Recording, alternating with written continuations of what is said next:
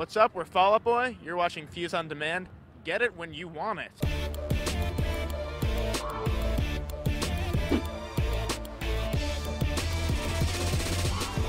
Well, we all met in Boy Scouts, and then it just came on from there.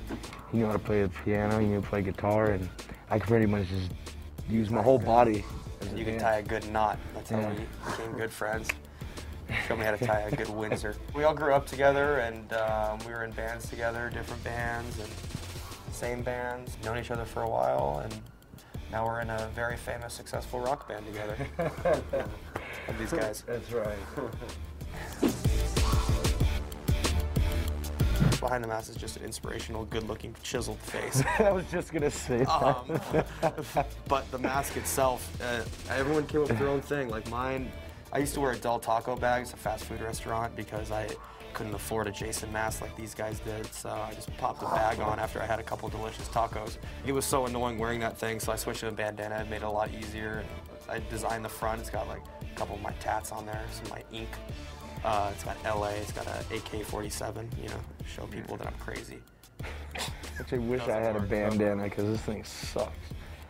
Sweating balls right now on this thing.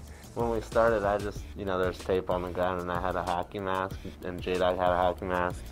Charlie was there, Funny was there, and we all threw them on, and these were the colors of the tape that were on J-Dog's, basically in his kitchen, you know? So I just grabbed that and just put it on. The purpose of our mask isn't to hide our identities at all.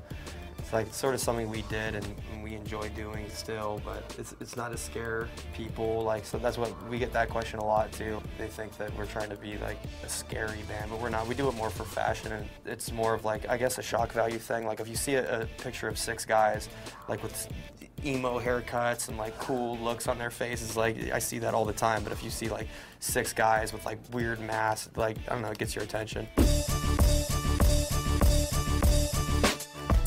If you're a band, I mean, we suggest to everybody to put their music on MySpace, because that's how, like, one way you can get heard without having to get a record label to get you out there.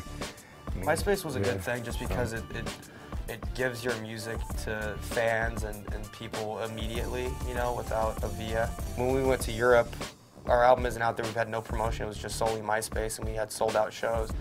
So in that way, it's really good, you know, getting the music spread, and definitely word of mouth on MySpace. As far as like the popularity and how we got so many friends on there and plays, I think it was just because it was something new and raw, and we were pretty much just saying what people were thinking.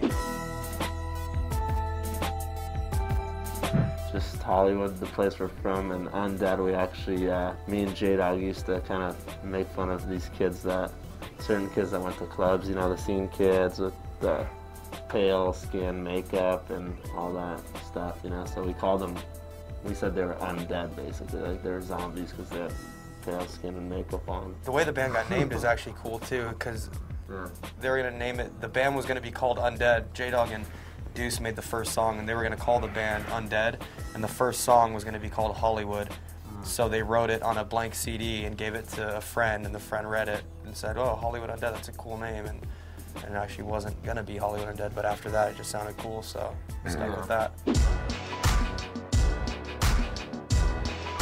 I think if we lived or grew up anywhere else, then we wouldn't have experienced all this stuff. And you know, in LA you have like everything, and you go through everything. There's every different kind of person and place, and I think if we were from Connecticut or something, I don't think Connecticut Undead would exist, really, or be nearly as popular. So we're just expressing our everyday lives. Because like people think of Hollywood and they think like glitz and glamour and stuff, but really that's like in a radius of 3 blocks in Hollywood, and everywhere else besides like Hollywood and Highland is just a normal place. I mean, it's not all glitz and glamour. It's like there's drug dealers and prostitutes and meatheads.